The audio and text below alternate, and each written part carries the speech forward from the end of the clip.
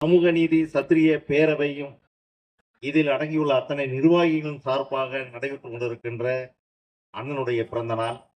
ஒன்னே ஒண்ணுதான் நம்ம சொல்லணும். ஏன்னா எல்லாருக்கும் பேச நேரம் கிடையாது. அதனால நிறைய நம்ம பேச முடியாது. நான் அரசியலிலே பல தலைவர்களை கண்டிருக்கிறேன். அது மத்தியில இருந்தாலும் சரி, மாநிலத்தில் இருந்தாலும் சரி. அவர்களோடு பழகி அரசியல்னா என்னன்னு நம்ம கத்துக்கிட்டு இருக்கிறோம். அரசியல் நல்லா தெரியும். அரசியல் இருக்கக்கூடிய சூட்சியமும் தெரியும். அரசியல்ல என்னெல்லாம் செய்ய முடியும் என்பது அத்தனையும் தெரியும்.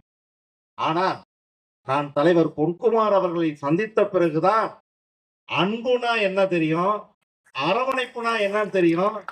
அந்த அதாவது ஒரு கட்டமைப்புக்குள்ள எப்படி கொண்டு வரணும் அன்பையும் பாசத்தையும் என்றது நமது தலைவர் பொன்குமார் அண்ணனை பார்த்ததுக்கு அப்புறம் தான் அரசியல் இப்படி ஒரு பக்கமே இருக்கு என்பதை நான் அறிந்திருக்கிறேன். அதில் தான் நான் அடங்கி போயிருக்கிறேன். அதில் தான் நான் அடக்கப்பட்டிருக்கிறேன். நான் இன்று மேடையிலே நின்று பேசிக் கொண்டிருக்கிறேன். அருமை நண்பர்களே, அரசியல் என்பது ஒரு கலை என்று சொல்வார்கள். அந்த கலை அத்தனையும் கற்றுக்கொண்டாலும் கூட உண்மையிலே நான் இவரிடம் வந்து கலந்த போதுதான் தெரியுது, அரசியலிலே ஒரு மறுபக்கம் தூய்மையான, நேர்மையான, உன்னதமான அரசியலிலே அக்கா, தங்கை, அண்ணன், சித்தப்பா, பெரியப்பா இப்படி பாசமா இருக்கக்கூடிய ஒரு அமைப்பு இருக்குன்னு சொன்னா அது அண்ணன் தலைமையில் இயங்குற அமைப்பு தான். உரிமையோட திட்டுவாரு. இப்பெல்லாம் நம்ம என்ன இளைஞர் பட்டாளமா? இல்ல, அண்ணனுடைய தம்பிங்க, பெரியப்பா, சித்தப்பா, அக்கா, தங்கி இப்படிதான் உட்கார்ந்துருக்கிறோம். இதை முன்னாடி உட்காந்துருக்காங்களா இவங்களாம் அண்ணனை எப்படி நினைக்கிறாங்கன்றது நமக்கு தெரியும். நேசிச்சு வரவங்க தான் இங்க. அரசியல் இல்லாத அப்புறம் அண்ணனை நேசிக்கக்கூடிய அனைவரும் இங்க இருக்கிறோம். அப்படின்னா இப்ப பாத்தீங்கன்னா மூர்த்தி ஆடினாரு. அவர் என்ன பிளான் பண்ணி ஆண்டாரு நினைக்கிறீங்க? அண்ணன் பேரை சொன்னோட அவர் தானா எடுத்து ஆட ஆரம்பிச்சிட்டாரு. இதுதான் உணர்வு. இதை யாரும் கண்ட்ரோல்லாம் பண்ண முடியாது. இப்ப நான் இருக்கேன்னு வச்சுக்கலேன், என்னுடைய குழந்தைங்களுக்கு பிறந்த நாள் வரும். பிறந்த நாள்ல நான் என்ன நினைப்பேன்னா, பொண்ணுக்கு பிறந்த நாள் எப்பா நைட்டு கேக் வாங்கி வச்சிருங்க, வெட்டிடுவோம். ஸோ ஒரு கடமையா நினைப்போம். பையனுக்கு கேக் வெட்டிடுவோம், கடமையா நினைச்சோம். ஆனா எனக்கு உள்ளுக்குள்ள வர்றது அண்ணனுடைய பிறந்த நாள்னா தான் ஒரு ஆழ்ந்து ஒரு பிறந்த நாள்ல இவ்வளவு சுகம் இருக்கா அப்படின்ற தெரிஞ்சுக்கிறது அண்ணன் பிறந்த நாள்ல தான். இவருடைய பிறந்த நாளை கண்டுதான் அதன் பிறகு என்னுடைய பிள்ளைகளுக்கும் என்னுடைய பெண்களுக்கும் வந்து அந்த மாசத்தோட நான் கேக் வெட்டைய ஆரம்பிச்சோம். அந்த பிறந்த நாள்ன்றது அது ஒரு பெரிய சந்தோஷமான ஒரு நிகழ்வு. அந்த நிகழ்வை கூட நான் அண்ணன் கிட்ட மூலியமா தான் நான் கத்துக்கிட்டு இருக்கிறேன். அவர்கிட்ட வரும்போதுதான் அந்த உணர்வு உள்வாங்க முடியுது. நம்ம எல்லாரும் பிறந்தநாள் கொண்டாடிதான் பிறந்தநாள் கொண்டாடினோம், 4 கட் அவுட் வைக்கிறோம், போஸ்டர் வைக்கிறோம், பிறந்தநாள் கொண்டாடிடுறோம். ஆனால் பிறந்த நாள் கொண்டாடுவது என்பது ஒரு உணர்வு. அதுவும் நம்ம மனசுக்கு பிடித்த ஒரு தலைவருக்கு கொண்டாடுகின்ற அந்த பிறந்த நாள் என்பது ஒரு வரம். அந்த வரத்தை நாம் பெற்றுக்கொண்டுதான் மேடையில நின்று கொண்டிருக்கிறோம்.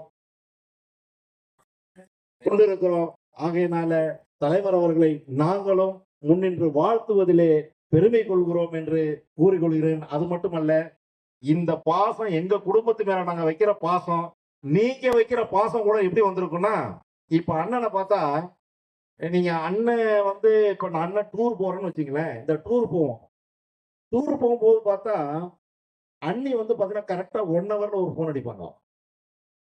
அதுக்கப்புறம் அவங்க மாத்திரை போட்டாச்சான்னு ஒரு போன் வரும். அதுக்கப்புறம் மதியானம் போய் சேர்த்துட்டீங்கன்னா ஒரு போன் வரும். எனக்கா என் பொண்டாட்டி மேல கோபம் வரும். உண்மையே நடந்திருக்கு. நானு எல்லாத்தையும் முடிச்சுட்டு, ஏமா ஒரு கட்டத்துக்கு ஒரு போன் பண்ண மாட்டியா நீ? அண்ணனுக்கு எத்தனை போன் வந்தது தெரியுமா? ஒரு நாள் ஏங்க உங்களுக்கு தான் போன் பண்ணவே பிடிக்காது, எரிஞ்சு விழுவீங்க. உங்களுக்கு நான் எங்க போன் பண்றது? இல்ல நான் சொல்லுவேன். அதாவது அந்த அந்த அந்த அன்பையும் அதையும் நான் இங்க பார்த்தேன். நம்ம அப்படித்தானே ஒய்ஃபு போன் பண்ண, ஏமா நேரம் காலம் தெரியாது, வைமா போனேன் உமா வருவேன் இப்படி சொல்லுவான். ஆனா அண்ணி போன் பண்ணுவாங்க, அண்ணன் எடுத்து அவ்வளவு விளக்கமா பேசுவார். அந்த அன்பா நிஜமா சொல்றேன், இதெல்லாம் நான் பார்த்துதான் நான் பழகிட்டேன். என் பொண்டாட்டி கேட்பா, நீங்க கொஞ்சம் இப்ப மாறி இருக்க மாதிரி தெரியுதுன்னுவா. சோ இது எவ்வளவு சந்தோஷமா இருக்கு தெரியுமா நமக்கு?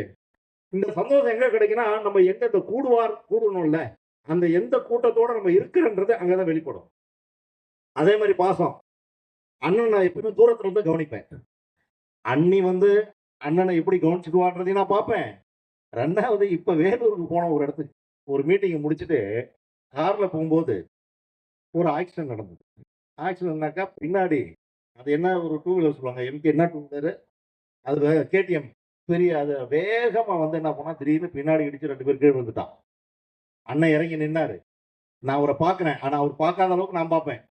அவர் மனசுல என்னலாம் ஓடுதுன்னா, நம்ம வினோத்துக்கு அடிபட்டபோது என்ன மனநிலைக்கு போனாரோ, அதெல்லாம் நினைச்சுட்டு இருக்காரு. அவர் நினைக்காம இருந்திருக்கவே முடியாது. ஏன்னா, அந்த 2 பேரும் துடிச்சுட்டு இருக்கிறாங்க. அண்ணன் இறங்கி நின்னு பார்க்கிறாரு. ஸோ, அடுத்த பிள்ளைகளையும் தன் பிள்ளையாக நினைத்து வருந்தக்கூடிய மனம் இருக்குது பாத்தியா? அதுதான் அங்க ஒரு தலைவன உருவாக்கும்.